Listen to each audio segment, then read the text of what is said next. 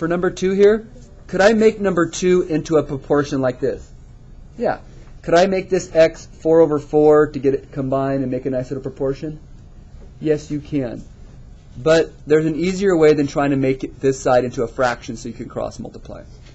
And what you do is you have to find your LCD. LCD is your lowest common denominator. So look at 4 and 2x. What number goes into 4 and 2? So what do 4 and 2 both go into? 4 and 2 both go into 4. So it's my lowest common denominator of 4. Could I also do 8? 4 and 2 both go into 8, but don't they easily go into 4 as well? So it's going to be 4. And don't we also need an x? Since it says an x, we need an x. To find the lowest common denominator, you basically look at the denominators and you take everything, you try to take all the factors, the lowest factors that make that. So 4 goes into 4, 2 goes into 4, x goes into that. So everything goes into that value. And what we do is we take that value and you multiply both sides by it. Now, instead of multiplying both sides, it's easier just to make one 4x in front and multiply everything. So you take the LCD and you're going to multiply it by each piece, all 3 pieces. And watch what happens. When you multiply this times this, you're going to get 4x squared over 4. When you multiply 4x times negative x, you get negative 4x squared.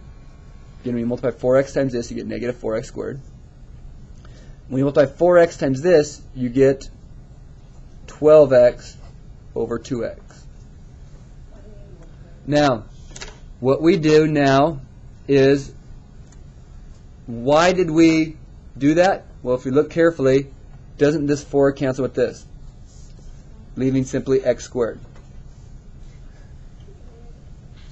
This is still negative 4x squared. Don't these x's cancel? And doesn't this leave you 6 over 1?